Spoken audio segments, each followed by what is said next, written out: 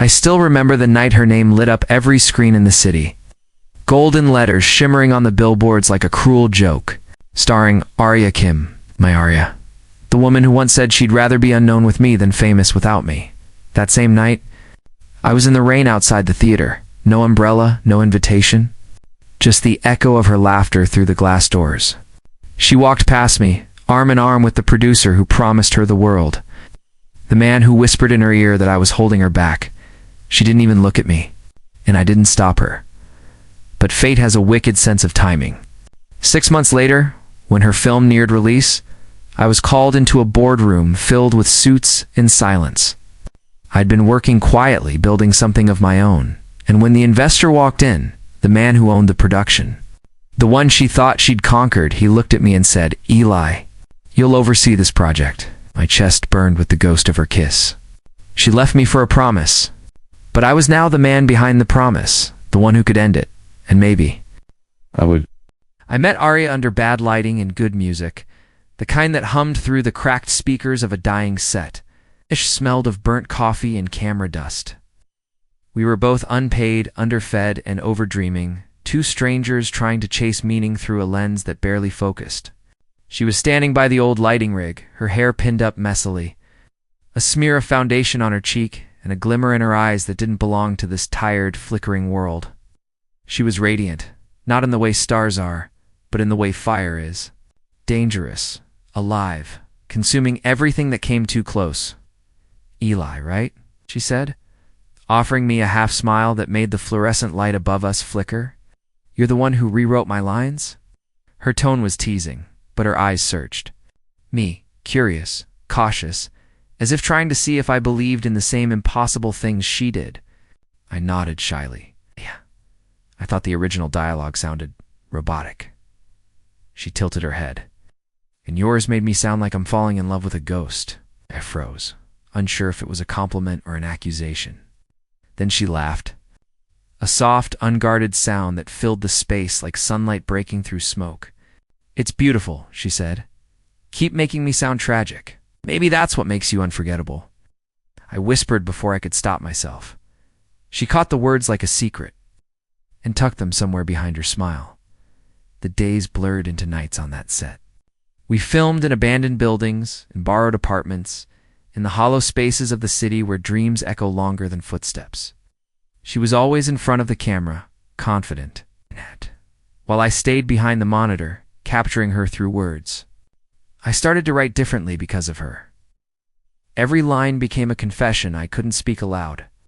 Every scene a piece of her I wanted to preserve before the world claimed her first. There was one night, I can't forget, the rain was falling, like static against the windows, and the crew had already gone home. Arya and I stayed behind to review footage.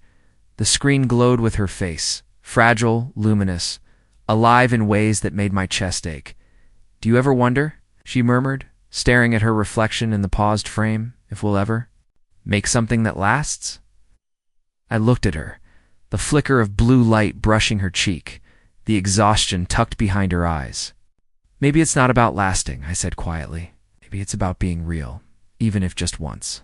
She turned to me, and for a moment the distance between us felt like something sacred. I could smell the faint sweetness of her perfume, that mix of rain and jasmine and ambition.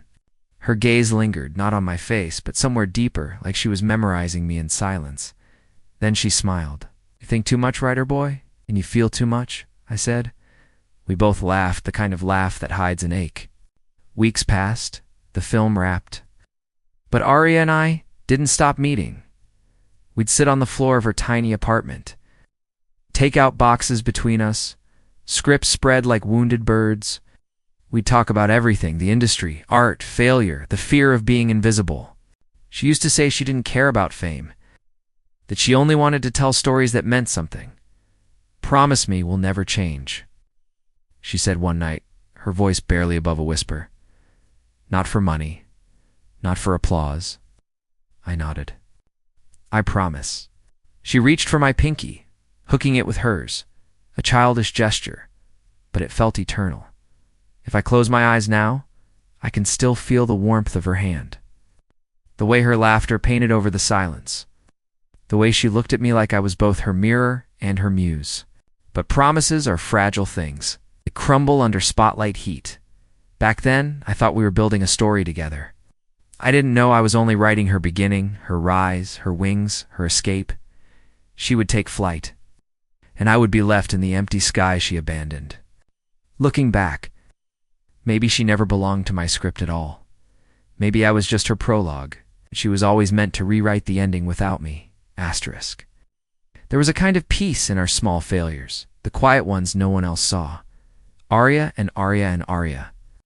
I existed in that fragile space between anonymity and almost success. Two names at the bottom of indie film credits that only a handful of people stayed long enough to read. But to us, it was enough. She called me her silent co-star, even though I never stood in front of a camera. I was always there, off-screen, writing, rewriting, breathing life into her dialogue, and she made my words visible. Together, we built something raw, imperfect, and alive. There were nights we'd sit in my apartment, the city lights bleeding through thin curtains, half-eaten noodles on the floor between us. She'd read my drafts aloud, performing them like monologues to an invisible audience. When she stumbled over a line, she'd glare at me. "Who talks like this, Eli?" "You do," I'd say, smiling. "You just don't know it yet?" And she'd laugh, that quiet, shaking laugh that always came before something honest. "Make me sound like I'm worth something." "You are." She didn't reply, but she didn't need to. The silence that followed was full of belief, fragile, beautiful belief, and maybe that was the most dangerous kind. The first time I saw her cry wasn't during a breakup or a rejection. It was after a small screening of one of our short films. Only 12 people showed up, half left before it ended. When the lights came on, she stayed seated, eyes glistening, jaw tight. "They didn't get it," she whispered. "They didn't feel it." I knelt beside her, handing her a napkin. "Maybe it's not about being understood. Maybe it's about being remembered." Looked at me then. Really looked. Her eyes were still wet, but her smile was softer. "You always say the kind of things people wish someone would tell them when they're falling apart." And for a moment, I forgot the empty seats, the fading applause, the failure. Because she was looking at me like I was the only one who saw her clearly, that was the first time I thought I might love her. We started working on our next project, like people chasing light through cracks. It was called Paper Wings, a film about two lovers who send letters across time. We filmed in cheap apartments, on rooftops, in subway tunnels. She was radiant, her every movement bleeding emotion, her voice trembling in the best way. One night, when everyone else had gone home, she stayed back to film a final scene. It was a quiet monologue, her character writing one last letter to a man she'd never see again. When she finished, there was a silence that didn't feel like an ending, more like an echo. She turned toward me, her mascara smudged, her breath uneven. "Did it feel real?" she asked. I nodded slowly. "Too real." She stepped closer. "Sometimes I think you write about love because you're afraid to feel it." Her words hit harder than I wanted to admit. "And you act it because you're afraid it won't find you." She smiled, small, pained, knowing. Then she said, "Maybe that's why we make such good stories." I didn't sleep that night. Every time I closed my eyes, I saw her face in that final frame, raw, trembling, infinite. Our film didn't make money. It didn't win awards, but it won something smaller and truer. People started whispering about her. That girl who feels too deeply, that voice that breaks just right. She was becoming visible. And in every article that mentioned her, my name followed quietly like a shadow. Written by Eli Hahn, I should have been proud. And I was. But sometimes pride carries a seed of fear. She began getting calls from agents, producers, strangers who spoke in promises and champagne tones. They said words like potential and breakthrough and career. I watched her listen to them, the way her eyes widened, not in greed, but in hunger. The hunger of someone who'd waited her whole life to be seen, and I told myself it was fine. That I'd keep writing, and she'd keep shining, and we'd keep building stories together. But sometimes, when the city went quiet and my phone stayed dark, I wondered if she'd already started writing her own version, a version where I wasn't needed anymore. One evening, She came to my apartment carrying takeout and a letter. "I got invited to a producer's party," she said. "He wants to talk about my future." "Your future?" I asked. She smiled, soft but distant.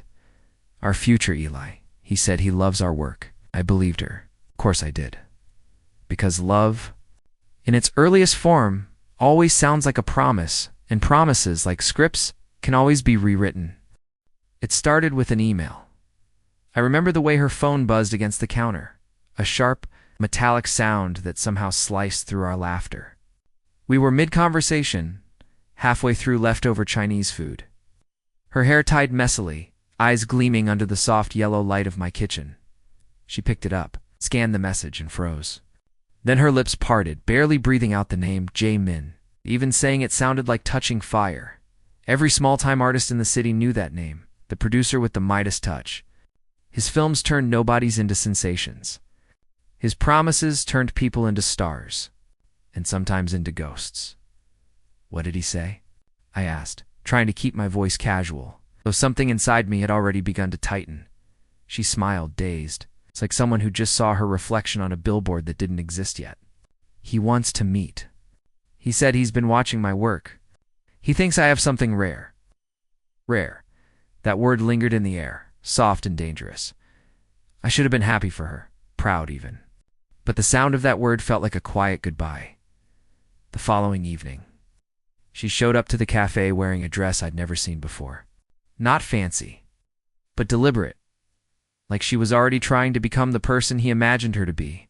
She ordered her usual black coffee with too much sugar. Her hands trembled as she stirred it. "He says he can make me immortal." "Eli," she whispered, as if saying it too loudly would make it disappear. "He wants to cast me as the lead in his next film. A real film. No crowdfunding, no begging for sets. A studio, lights, everything." I smiled. "That's incredible, Arya."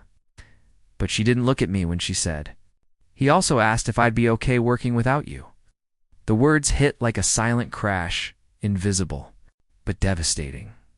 Without me, I wanted to laugh, to say it was fine, that I understood. But all I managed was, "You don't need me to make magic."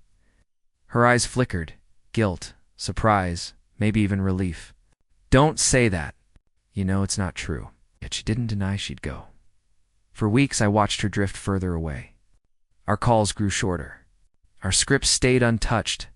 Her world was filling with new voices, louder ones, confident ones, voices that didn't need to whisper. When she spoke about Jae-min, her tone changed. "He believes in me," she'd say. "He says, I just need the right platform.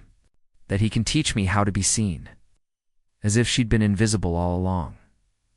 One night I decided to visit her at the studio, a surprise I told myself, just to see her shine. But the moment I stepped through the glass doors, I felt like an intruder in my own story. She was there, laughing. Her laughter used to belong to late nights, to dim apartments and cold takeout. But now it echoed through a marble lobby, brighter, sharper, less hers. Jae-min stood beside her, the producer with the silver smile. He leaned close when he spoke, too close. She didn't move away. I waited for her to see me. She didn't. My hands tightened around the script I'd brought, the one she'd promised to read. Pages bent under the pressure. I dropped it without realizing. It scattered across the floor like a confession torn apart. Someone stepped on it. No one looked down. That was when I left. The city that night felt too big, too awake. Rain began to fall, soft at first, then heavy, relentless. I didn't run. I let it soak me through, let it wash away every word I'd ever written for her. When I reached home, my phone buzzed. A message from her, "Eli. I'm sorry I didn't see you. It's crazy here. I'll call you later." No heart, no warmth. Just distance, typed politely. I never replied. The next morning, I woke to her face on every entertainment feed. A photo of her beside Jae-min, a headline glowing like a prophecy. Producer Jae-min discovers rising star Arya Kim. My coffee went cold in my hand. Her smile on that screen, it was dazzling. But it wasn't the smile I knew. And yet, despite everything, I couldn't look away. Because she looked exactly like she'd always wanted to. Endless, untouchable, adored. She had become immortal. But I had become invisible. That night, I opened the old script we wrote together, Paper Wings. On the final page, there was a line I'd written for her character. One, I never thought she'd live to make real. Sometimes the only way to fly is to forget who built your wings. I stared at it for a long time, the words blurring through the salt of my tears. And somewhere deep down, I knew the story of us was already being rewritten. Asterisk the first time I saw her again after the party wasn't in person. It was on every screen in the city. A press conference, the kind that smells of ambition and polished lies. Flashes from cameras painted her face in white light, and behind her, a banner stretched across the stage. Dreamlight Studios presents The Muse, starring Arya Kim. I remember that word, muse. I had written it once for her, in a short film that never saw daylight. Now it belonged to someone else. She stood beside Jae-min, the famous producer, his arm draped over her chair in the way men do when they want the world to know who belongs to them. She was wearing white, the kind of white that gleams under lights, flawless and unreachable. I sat in my dark apartment, watching the live stream on my laptop, every word like a cut. A reporter asked, Arya, your performance in The Muse has been described as heartbreakingly authentic. Is it true you worked with an unknown writer before this project? Her lips parted. She hesitated just for a second. Saw it. The flicker of memory.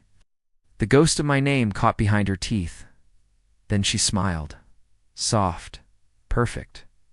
Rehearsed. There was never a writer. She said. I wrote everything myself. Audience clapped. Jae-min laughed.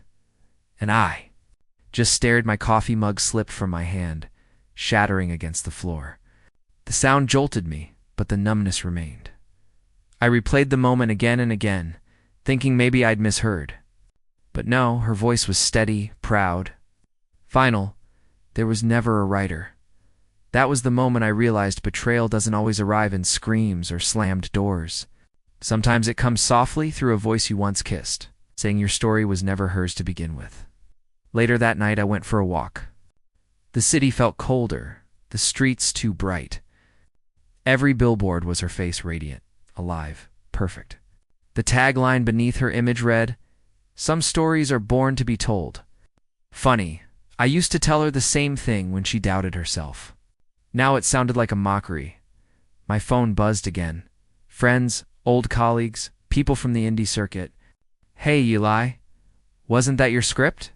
Didn't you two used to work together? What happened, man? I ignored them all. There's no point explaining when the world has already chosen its version of the truth. 2 days later, I received an email from the studio, a legal notice. They were buying full rights to Paper Wings, apparently. It was being repurposed as a prequel for Arya's film. They offered me a check, a big one, enough to silence anyone who might claim credit. I stared at the number for a long time, before deleting the email. Money couldn't rewrite the ache of being erased. Weeks passed. The city began to hum with her name. Arya Kim?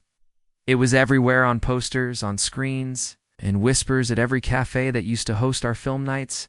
People called her the nation's new voice of emotion. They called her the next great muse. No one called her mine. Then came the premiere. I told myself I wouldn't go. But there I was anyway, standing outside the Grand Theater in the rain, wearing the same coat I'd worn the night she first told me about Jae-min. The red carpet glowed like a wound. She stepped out of a car, flashes bursting around her like lightning. She looked unreal, like a painting, beautiful but soulless. For a brief second, her eyes scanned the crowd, and for an even briefer one, they landed on me. No smile, no surprise. Just a flicker like the ghost of someone she used to know. Then she turned away, took Jae-min's arm, and walked into the light. I stayed there until the rain stopped. People moved around me, umbrellas closing, laughter fading. Somewhere inside, her movie began our story, repainted with brighter colors and someone else's brush. And I realized something cruel and quiet. She hadn't just taken my words.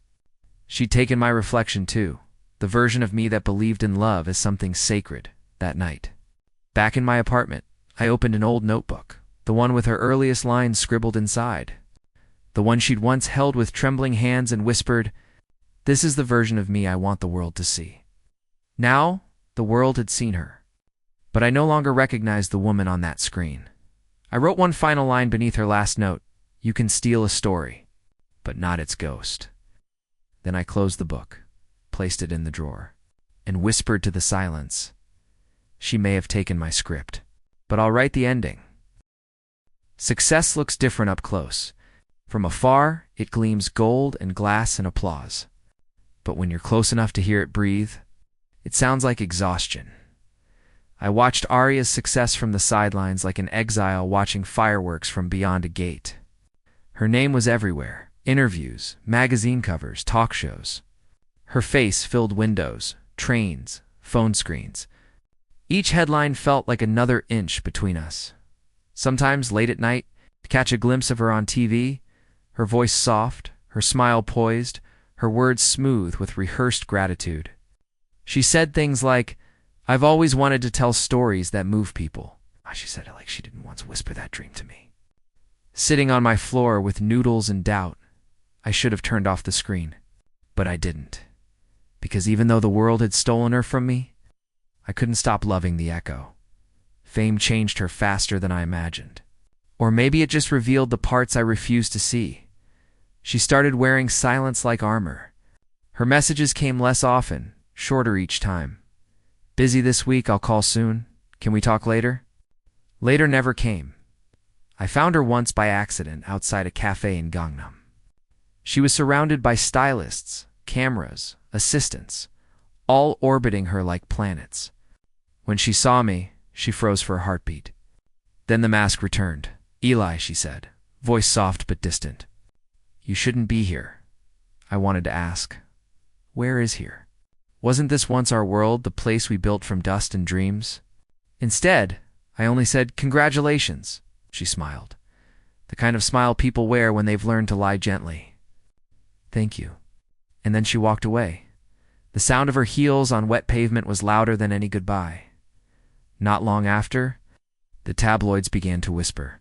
Producer Jae-min rumored to replace Arya Kim in next project. The muse loses her shine. Told myself I didn't care. But when I saw her again, this time on a morning talk show, I could see it. The light in her eyes had dimmed. She laughed too quickly. Her voice cracked once when she said, "I'm grateful for every opportunity." Grateful. That word again, the one people use when they've run out of joy. She was living inside the dream, but it was eating her alive. Weeks passed, then months, and then, one evening, my phone lit up. Arya, her name on my screen was like a pulse. I thought it stopped. For a long moment, I just stared. Then I answered. There was silence on the line. Then a breath. "Do you hate me?" she asked. I closed my eyes. Her voice was softer now, stripped of all that glittering confidence. I wanted to tell her everything, that I didn't hate her. That I couldn't, that she was woven too deep into my words to ever become a villain. But all I said was, I don't know, another pause. Then a quiet, trembling whisper. "I miss writing with you." And before I could reply, the call ended. That night, I went for a walk through the city we once conquered with our small dreams. Rain slid down the glass towers like tears too proud to fall. Posters of her movie still hung on bus stops, faded now, peeling at the corners. I stood before one, her face smiling at a stranger's world, and thought of how she used to be. How her laughter once filled the silence. How her belief once filled me. Now she was everywhere. And nowhere at all. Months later, news broke that she'd been replaced in a new production. The article was merciless. Fallen star. Difficult to work with. Emotionally unstable. People forget fast. The same mouths that once praised her now called her overrated. The fall was quiet, not public tears, not dramatic exits.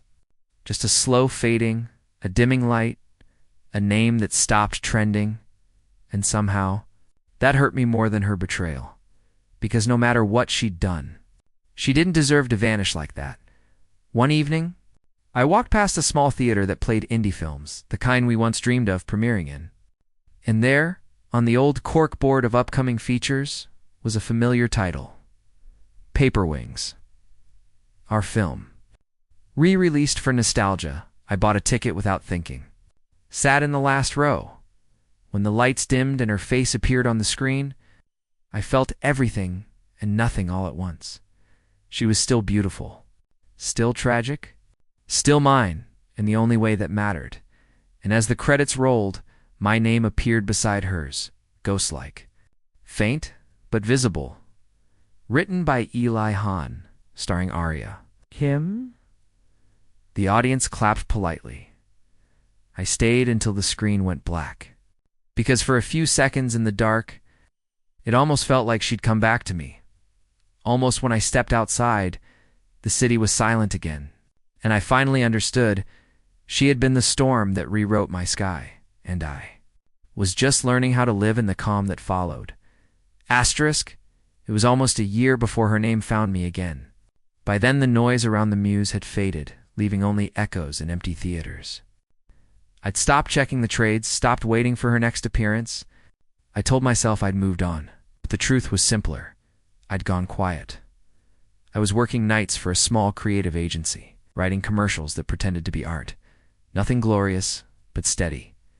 Each line I wrote was clean, cold, impersonal, a discipline, and a way to keep my hands moving so memory couldn't catch them. Then one afternoon, a stranger called. His voice was smooth, measured. Eli Hahn. Yes, this is Daniel Choi, representing Meridian Studios. Our investor has read your work. He's interested in a long-term collaboration. I almost laughed. Meridian was massive, the same company that had financed the Muse. Before I could ask why me, he added, the investor specifically requested you. 2 days later, I walked into a glass building that touched the clouds. The lobby smelled of rain and ambition. The elevator climbed in silence, my reflection blurring in the mirrored walls. When the doors opened, I met him, the man behind the money, Mr. CO, elegant suit, silver hair, eyes that had seen too many contracts and too few truths. He extended his hand. I've read your early scripts, Mr. Hahn, Paper Wings especially. Froze. That title was a ghost no one mentioned anymore. He smiled slightly, as if he'd caught the thought. You were erased unfairly. I don't like when artists are treated as disposable. I studied him, wary. Why me? Why now? He leaned back, folding his hands. Because we're developing a new project, a sequel to The Muse, and I want someone who understands what truth costs. My pulse stilled. You want me to write her story again? He shook his head. Not write. Oversee. Reshape. The title on the folder he slid across the table read, The Muse to Resurrection. For a moment, I couldn't breathe. It was the same world, the same characters, but now I would hold the pen. Mr. SEO continued, calm and deliberate. Arya Kim will reprise her role. She doesn't know you're involved. Yet. The room fell silent, thick with ghosts. I'm giving you full creative control, he said. But tell me one thing. Can you be professional about it? I thought of her laugh, her betrayal, her silence. Then I nodded. I can be precise, he smiled. Good precision makes the best revenge. That night I walked through the city in the rain again. Same streets, same neon glow bleeding into puddles. But this time, the ache felt different. Not sharp, not desperate. Controlled. I went home and opened a new document. Title, The Muse 2. The cursor blinked like a heartbeat. I began to write not about love, not about loss, but about exposure.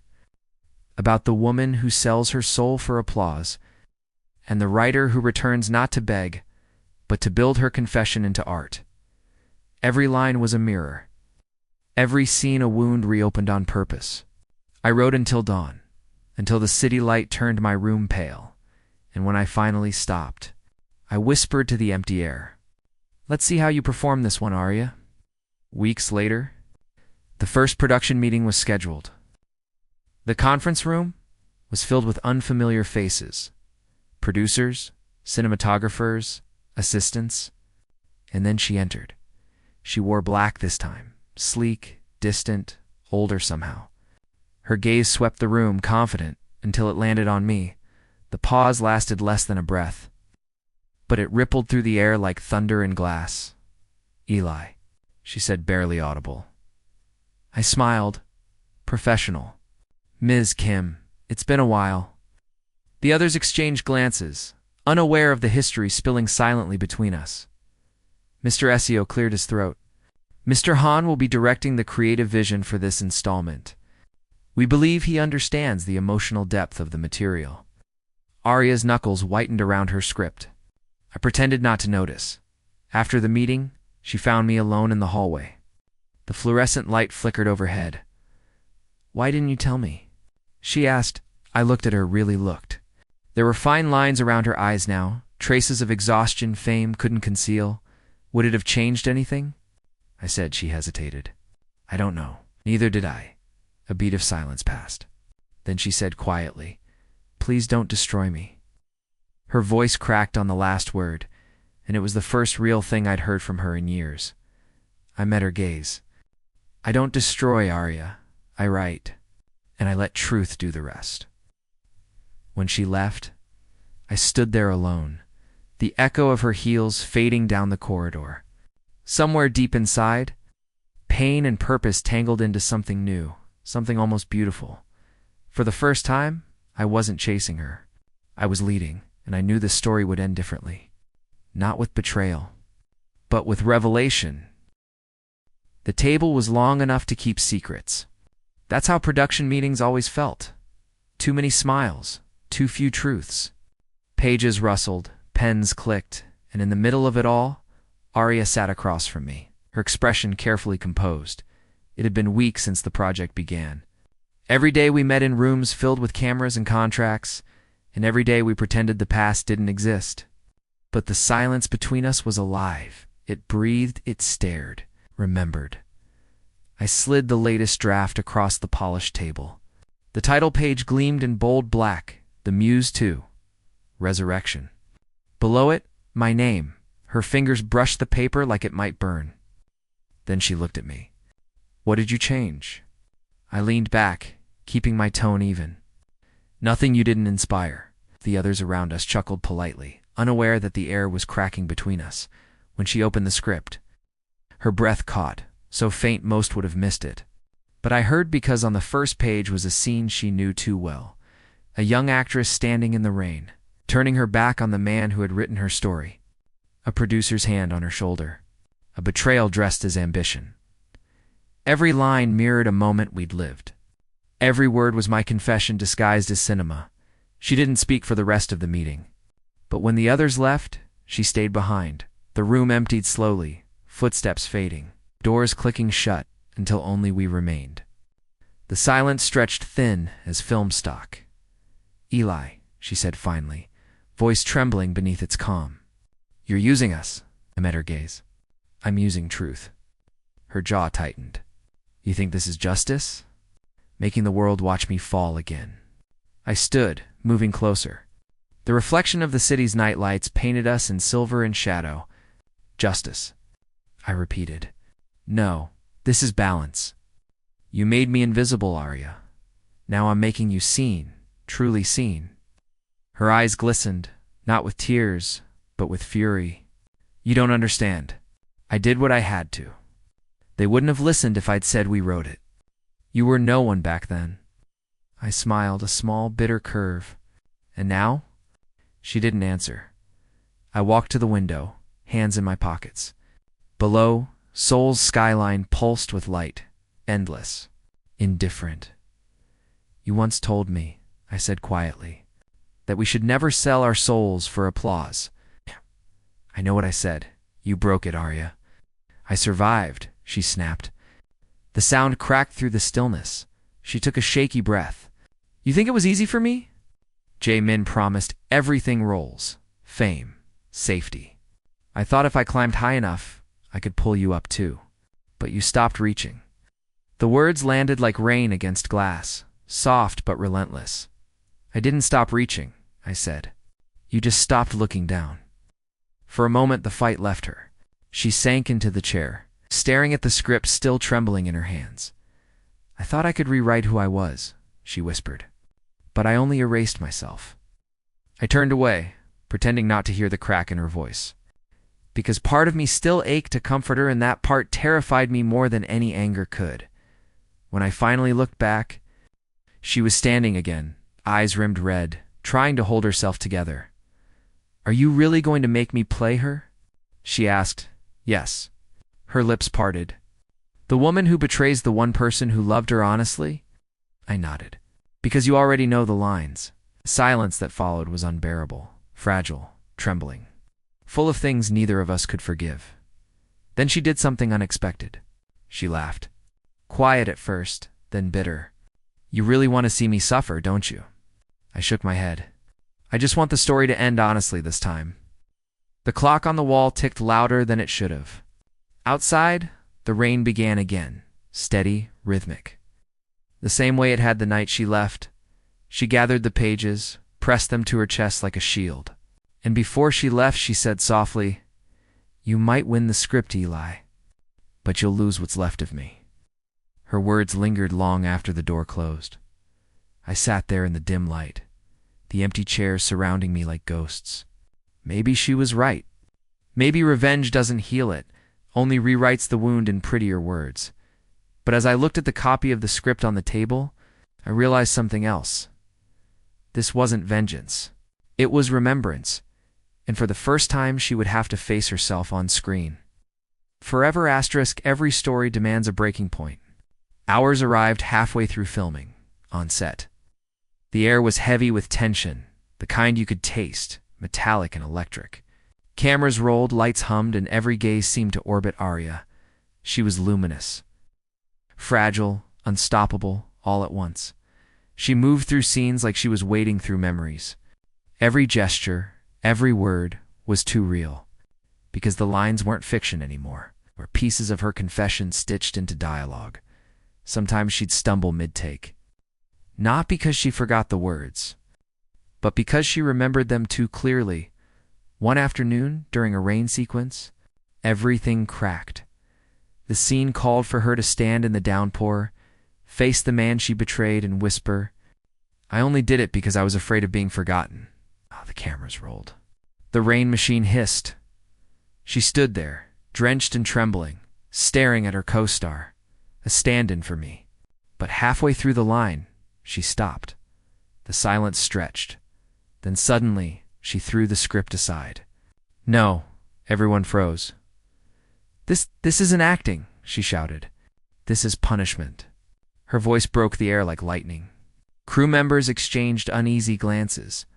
I watched from behind the monitor, my heart pounding, my throat tight. The director whispered, Should we cut? I hesitated. Then I said, No, let her speak. Arya turned toward the crew, then to me. Her eyes were wild, alive. You think you can turn my mistakes into art? She yelled. That you can wash your pain by drowning me in yours? Her words hit harder than I expected, because somewhere in them was the truth I hadn't dared to face. She stepped closer, her voice trembling now. I never stopped reading your words, Eli, even when I left, even when I chose him. Her tears mixed with the fake rain, indistinguishable. I kept them, she whispered. The old scripts, the ones you wrote just for us. Every line you made me sound like someone worth loving. Her breath hitched. You want honesty? Fine, I betrayed you. I loved you, but I wanted to matter more than I wanted to stay. The set was silent, no cameras moving, no crew breathing. Just her confession echoing off the metal walls, and me standing still, unable to move toward or away. When the director finally called cut, no one dared to speak. Arya walked off set. Barefoot, rain-soaked, shaking, I followed her. Not as a writer, not as a rival. Just as the man who once believed she was the ending of every story he'd ever tell. Outside, the sky was a bruised gray. Real rain had begun to fall, soft and cold, She stood beneath it, looking small in her oversized coat. "You were right," she said without turning. "The truth hurts more than lies ever could." I stepped closer. "Arya, don't," she whispered. "If I hear kindness from you now, I'll fall apart." She turned, her mascara smudged, her eyes exhausted. "You think this film will destroy me? Maybe it will, but at least it's honest. For once, I'm not pretending." In that moment, I didn't see a villain or a muse. I saw the same girl I met years ago, barefoot on a soundstage, talking about stories that could change the world only now. "The dream had teeth. I never wanted to destroy you," I said. "I just wanted you to see what you left behind." Her lips trembled. "And now I do." Everywhere I look, the rain thickened. A passing bus hissed through puddles. Somewhere, a billboard flickered, her face smiling in a world that no longer believed in her. She let out a shaky breath. "It's funny," she murmured. "When I finally got everything I wanted, I lost the only person who ever looked at me like I was real." Her words broke something I didn't know was still standing inside me. For a long time, we just stood there, two ghosts beneath a sky that had stopped pretending to be kind. Then she said softly, "If this is the story you needed to tell, finish it. Just make it worth the pain." And she walked away slowly, deliberately, as if every step cost her another piece of herself. I watched, fade into the gray, until she became part of the city again, unreachable. Inevitable. That night I returned to the editing room. I replayed the footage of her breakdown. The way her voice cracked, the way truth finally broke through performance. The scene didn't need rewriting. It was perfect, raw, real, final. I realized then the story was no longer about revenge. It was about consequence. And somewhere in that rain-soaked confession, we'd both bled enough truth to finally be free. Premieres used to feel like fairy tales. Spotlights, champagne, the smell of new film reels, the flash of cameras pretending to love you. But that night, the night the Muse 2 finally opened, it felt like a funeral dressed in gold. The theater was flooded with people. Critics, influencers, producers, all humming with anticipation. Outside, the marquee glowed like a promise carved into glass. The Muse 2, written by Eli Hahn, starring Arya.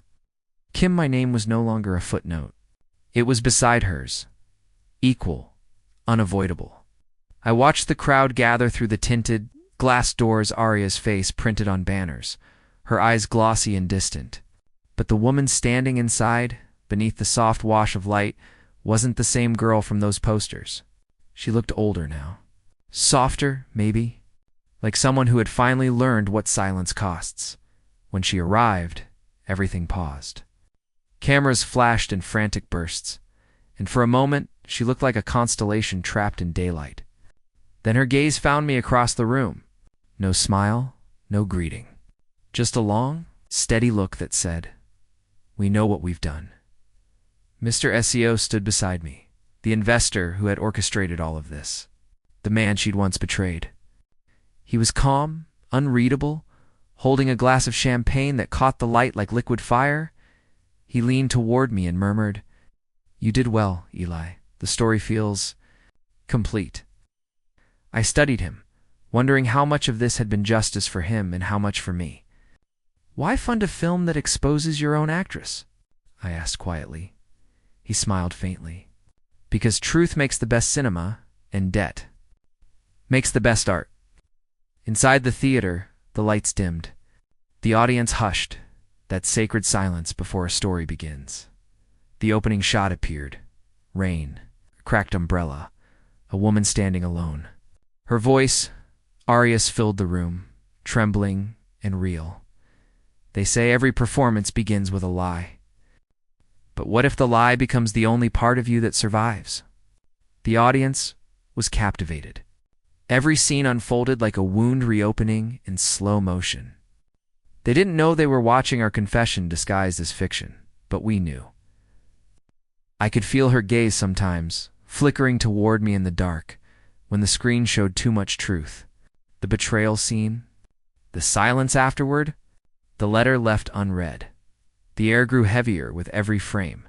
By the time the film reached its final act, the confrontation in the rain, you could hear people breathing unevenly. No music, just raw dialogue. And when Arya whispered on screen, "I only betrayed you because I was afraid of disappearing," a ripple moved through the audience. Soft gasps, stifled tears. Even the critics stopped taking notes. When the credits rolled, no one clapped right away. It was the kind of silence that comes after something holy or something unforgivable. Then, slowly applause rose, unsure at first, then thunderous. Flashes lit up the room again. People were crying, cheering, whispering words like masterpiece and brutal honesty. Arya stood, trembling slightly, her hands clasped. She didn't bow. She just turned toward me. Her eyes were wet, but not with regret. With relief? For the first time in years, she didn't have to act. Outside, after the screening, reporters swarmed her. "Ms. Kim, was the story based on true events? Did you and the writer have a history? Was it hard filming something so raw?" She looked at them, at all those microphones pointed like weapons, and said, softly but clearly, "Yes, it was real." Gasps, flashes, a sudden surge of noise. Then she added, "And I'm grateful it was."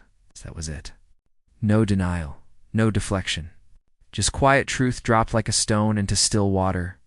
Later that night, when the crowd had thinned and the city returned to its restless hum, she found me on the rooftop of the theater. The skyline stretched before us, alive, endless, indifferent. "You were right," she said, stepping beside me. "The story needed to end honestly." I glanced at her. "And now that it has?" She smiled faintly, looking out at the lights. "Now I can breathe again, even if the world hates me for it." I studied her face, tired, real, unguarded. There was no glamour left, no mask. Just Arya, the woman I'd once written into poetry. "You'll be fine," I said. "You were always meant to be seen, and you."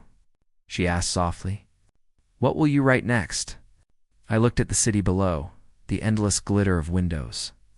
"Maybe something about forgiveness," I said. "But not yet." She nodded, understanding. As she turned to leave, she stopped once more. "Eli, thank you for not letting me disappear." Then she was gone, her silhouette swallowed by the dark, her story immortalized on screen. Down below, posters of the Muse 2 fluttered in the wind, two names side by side. Not enemies, not lovers. Just truth-tellers who finally finished what they started. And as I walked away into the night, I realized justice doesn't always roar. Sometimes it plays softly in a dark theater, ends with applause. That sounds a little like forgiveness. Asterisk, years later. I walk through quiet streets I once raced down with a pen and a dream. The city has grown around me, taller, brighter, and different. Neon lights flicker like distant memories. I sometimes wonder if they remember the storms we survived. The Muse 2 became more than a film. Critics hailed it as a masterpiece of raw emotion. Universities studied it in film classes. Aspiring actors memorized Arya's lines, trembling in the way only truth can make you tremble. Her name remains etched in pop culture, Arya Kim. The woman who rose, fell, and bared herself for the world to witness. In mine, quiet, subtle, but inseparable. Written by Eli Hahn. I often visit the old cafe where we used to rewrite scenes, laugh over takeout, and whisper impossible dreams.